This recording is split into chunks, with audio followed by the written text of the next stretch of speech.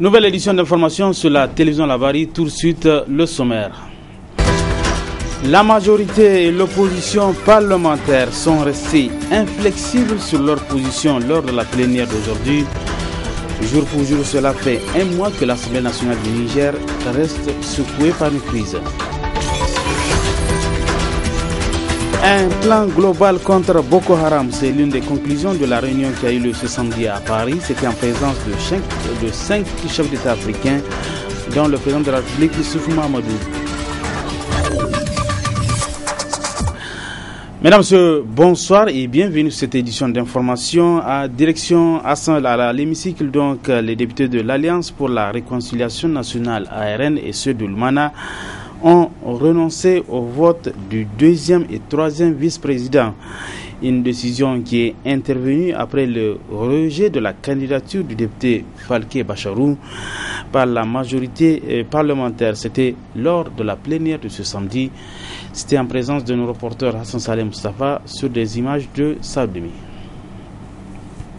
Un seul point était à l'ordre du jour de la plénière de ce samedi, la poursuite de l'élection de 2 membres du bureau restant, conformément à l'arrêt 006/CC/MC du 15 mai 2014. Il s'agit du deuxième vice-président de l'Assemblée nationale Falké Bacharou de l'ARN et Salah Amadou de l'Umana à la troisième vice-présidence. À l'entame de la plénière, les débats étaient à sens unique entre l'opposition parlementaire et les députés de l'opposition qui soutiennent le pouvoir sur le choix du candidat au poste du deuxième vice-président. Sans surprise, le président du groupe parlementaire de l'ARN reconduit la candidature de Falké Bacharou. Je pense que même au niveau de la Cour constitutionnelle, les partis n'ont jamais déposé plus d'une candidature pour un parti politique. Il a été toujours organisé des élections et une seule candidature est retenue. Nous, notre compréhension de l'arrêt de la Cour, c'est que notre organisation interne doit être respectée et nous devons de désigner un candidat.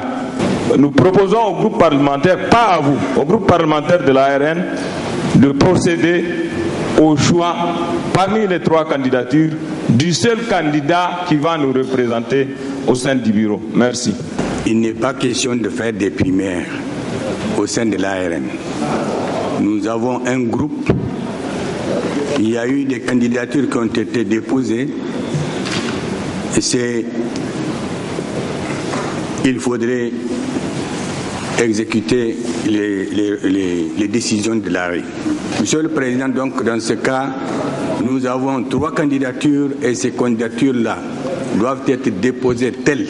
J'ai demandé que les présidents de groupe me déposent les candidatures. Le président de groupe de l'ARN m'a déposé une candidature. Donc,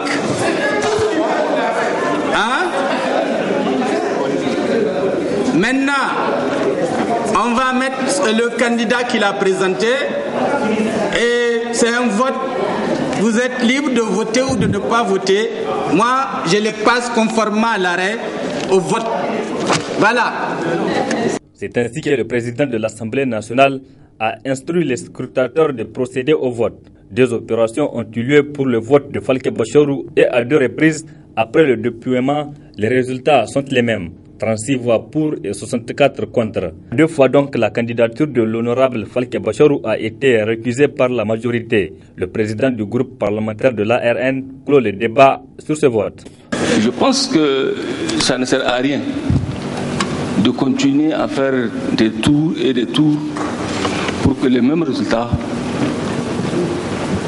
ressortent. Je pense qu'il faut se conformer à l'arrêt de la Cour. Constater simplement que le groupe ARN n'a pas de représentant au bureau, puisque son candidat a été récusé par la majorité. Le président du groupe parlementaire l'Umana a préféré lui retirer la candidature de Salah Amadou. Nous ne souhaiterons plus faire de débat par rapport. Nous avons déposé une candidature, nous l'avons retirée. Mais c'est notre droit le plus absolu. Le président de l'Assemblée nationale était alors obligé d'appliquer la disposition de l'arrêt 006/CC/MC du 15 mai 2014 qui dit qu'en cas de renonciation d'occuper le poste, des autres membres du bureau élus doivent assurer le fonctionnement régulier de l'Assemblée nationale. Puisqu'il n'y a pas de candidature, pour moi le scrutin est clos et lundi matin on reprend pour une réunion du bureau. Point. Réaction des présidents du groupe parlementaire PNDS et celui de l'ARN. Nous allons tous apprécier. Il a décidé de convoquer le bureau. Donc à partir de lundi, le bureau de l'Assemblée va se réunir. L'Assemblée va fonctionner. Mais les autres aspects, ils sont là. Si le président a violé l'arrêt encore une fois de plus, on va apprécier. S'il l'a fait appliquer correctement, nous allons apprécier. Si le président du groupe ARN a violé encore la Constitution, on va apprécier. Nous, notre souhait est que l'Assemblée fonctionne. Pour faire débloquer la situation à l'Assemblée nationale, ce poste-là, parce que nous ne sommes pas là pour occuper des postes, nous sommes là pour travailler pour l'intérêt national et nous estimons que la majorité est en train d'utiliser un certain créneau qui, du point de vue de notre compréhension de la Constitution et du règlement intérieur, n'est pas démocratique. On veut nous imposer des représentants que nous n'avons pas choisis. Cela, nous ne sommes pas d'accord. Et c'est pour ça que nous avons dit le bureau boiteux peut continuer à travailler et la question en tout cas des deux postes vacants demeure entière. S'achemine-t-on vers le déblocage de la situation à l'Assemblée nationale après un mois de crise? Nous le serons le lundi prochain, jour annoncé pour l'installation des 11 membres du bureau élu de l'Assemblée nationale.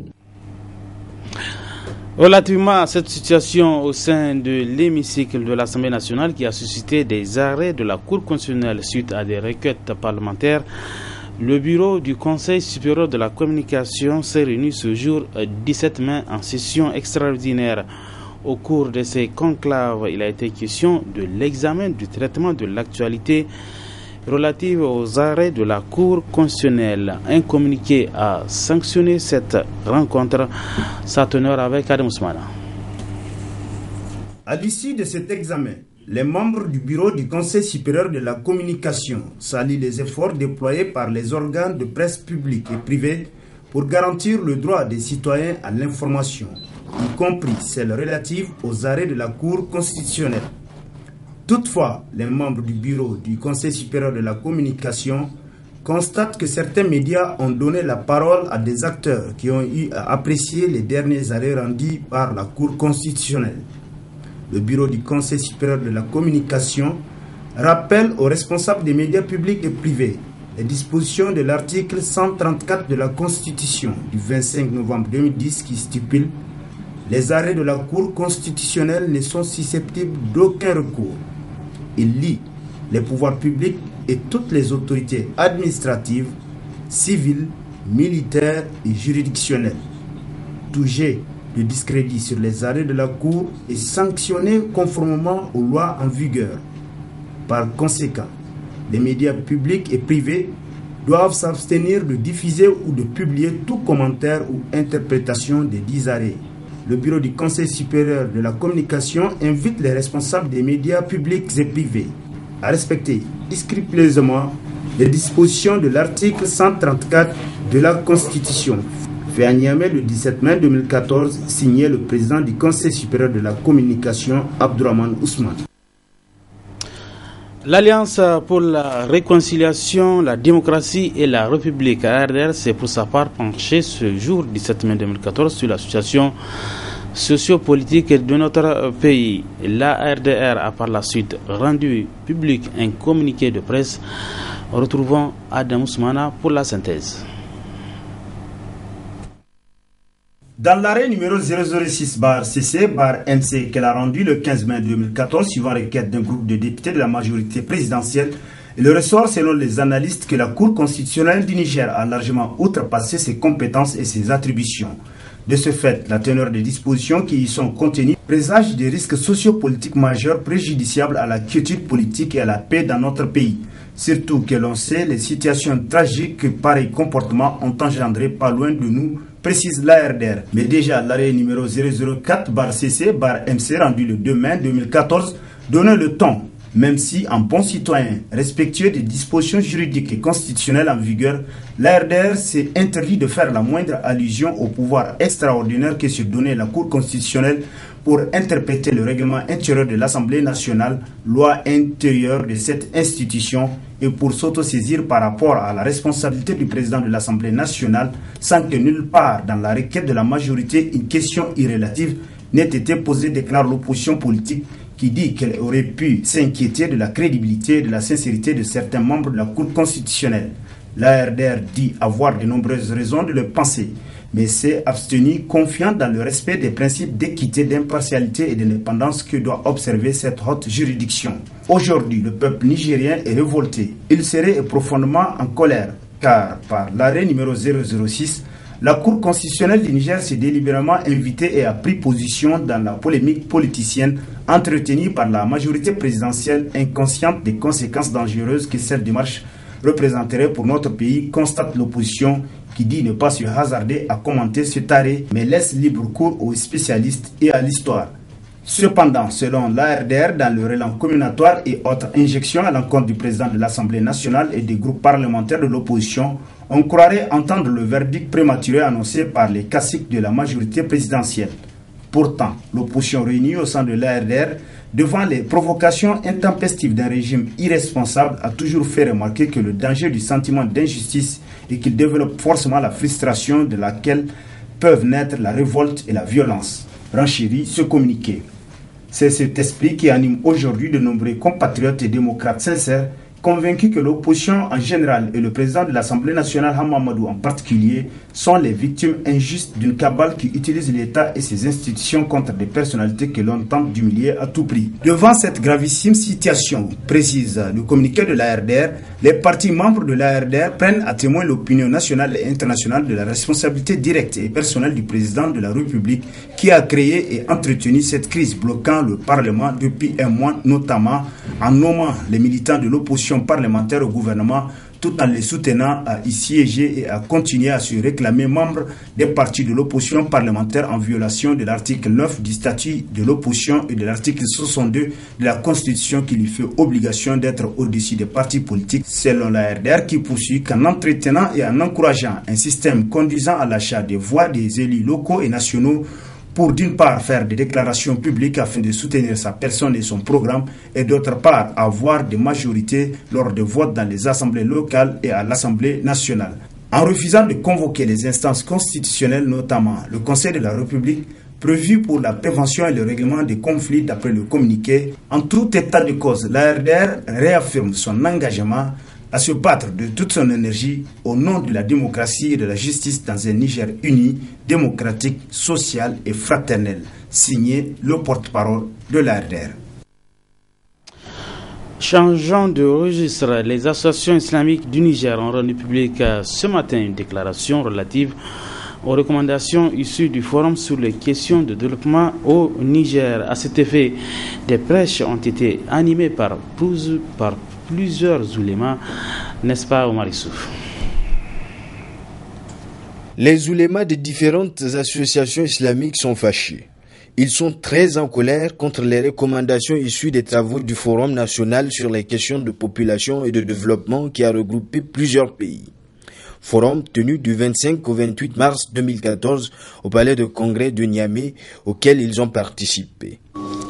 Les associations islamiques réunies ce jour samedi 18 Rajab 1435, correspondant au 17 mai 2014, à l'effet d'examiner la situation socio-politique de notre pays et la non-suite réservée à l'interpellation adressée aux autorités compétentes quant à la restauration des recommandations du Forum national sur les questions de population et développement font la déclaration suivante.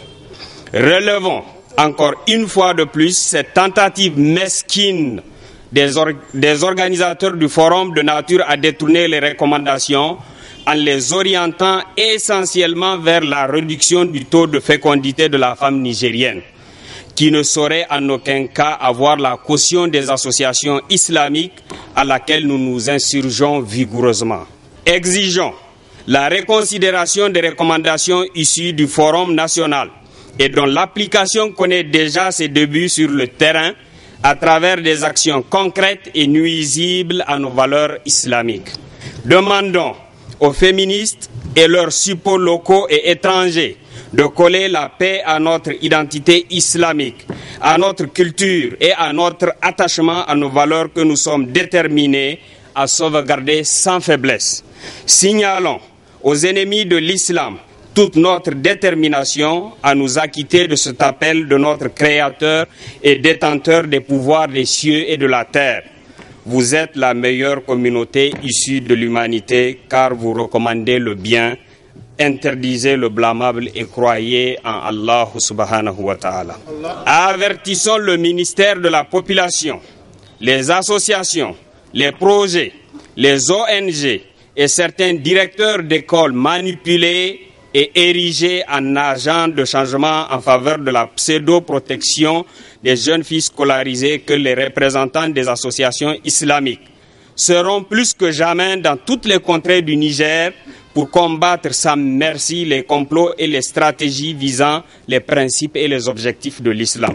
Et par rapport à la situation sociopolitique qui prévaut au Niger, les associations islamiques se prononcent également. Face à la situation politique que traverse notre pays, les associations islamiques voudraient rappeler que nous sommes des musulmans et que la notion de responsabilité ne se limite pas aux mécanismes de suivi et de contrôle que nous avons nous-mêmes mis en place. La responsabilité est pour chaque musulman la conscience du compte à rendre à Allah subhanahu wa ta'ala. Lui qui nous a confié cette responsabilité parmi tant d'autres qui peuvent l'assumer. Enfin, les associations islamiques appellent les musulmans à prier et à jeûner pour qu'Allah descende sa bénédiction et gratifie le Niger d'une saison pluvieuse féconde. Revenons à l'actualité politique pour parler de la session cette session donc de loi qui prévoit la session donc à l'Assemblée nationale.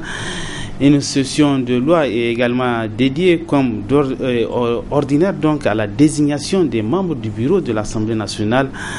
Outre que le président de la République, outre que le président au titre de l'exercice 2014, mais depuis un mois, c'est le blocage complet des opérations des votes au niveau notamment des deuxième et troisième vice-présidents. Rappel des péripéties ayant marqué ce mois avec Issa Hamidou Mbenki. Au début des opérations de vote, on pensait ou estimait partir une fois de plus pour une routine à laquelle nous avons été servis aussi bien l'année d'avant que les autres années passées. Tous les candidats, comme d'habitude, passeraient comme lettres à la poste. Mais surprise, une fois, deux fois, trois fois n'est pas coutume, car à la découverte des urnes devant révéler les deuxième et troisième vice-présidents, place nette et à l'incompréhension d'un côté, pour ne pas dire la stupeur de l'autre. Tout est parti de ces urnes. Tout est donc la faute à ces urnes. Aucune.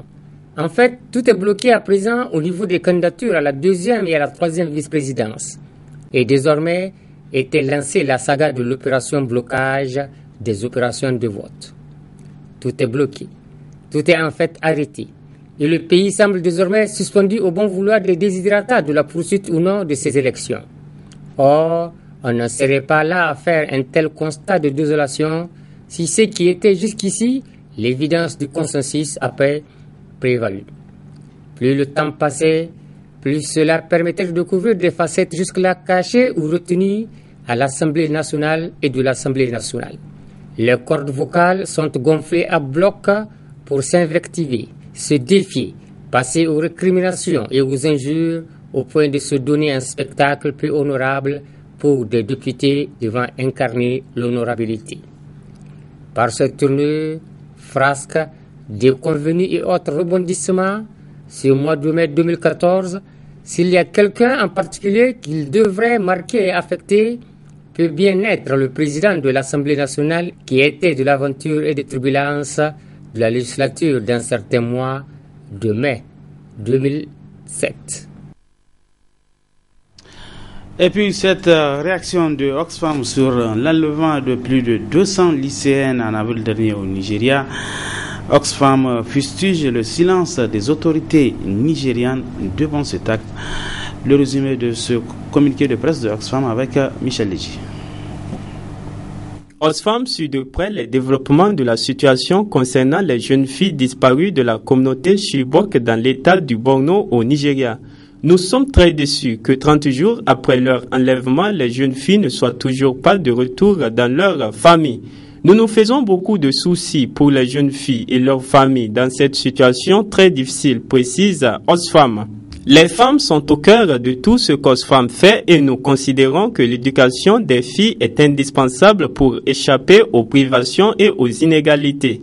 L'acte de terreur contre les filles de Chibok va au-delà de leur enlèvement. Il frappe l'éducation, le cœur de la lutte contre la pauvreté et la discrimination qui affectent les filles. L'éducation des filles doit être protégée et promue par tous les moyens nécessaires. Selon la directrice d'Oxfam au Nigeria, le conflit que vit la première puissance économique du continent a le potentiel de déstabiliser toute la région et ne devrait pas être considéré comme un problème purement nigérien. Par conséquent, Oxfam exhorte le gouvernement fédéral nigérien à mettre tout en œuvre pour retrouver les jeunes filles et mettre fin au conflit.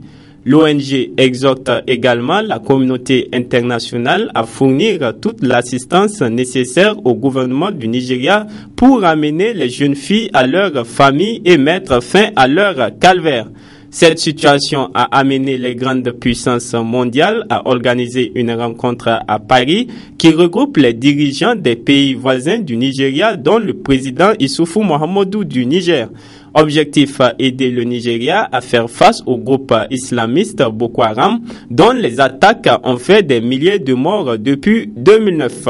Oxfam est une confédération de 17 organisations engagées à créer un monde juste sans pauvreté. La vision d'Oxfam au Nigeria est celle d'un Nigeria caractérisé par un gouvernement transparent et responsable, des citoyens actifs et un secteur privé en mesure d'influencer les politiques et les pratiques en faveur d'une croissance équitable qui bénéficie à tous et satisfait aux besoins des populations, particulièrement les plus vulnérables. Fin de cette édition d'information. Merci à vous de l'avoir suivi. Bon week-end et restez toujours en compagnie des programmes de la télévision Labari. Bonsoir.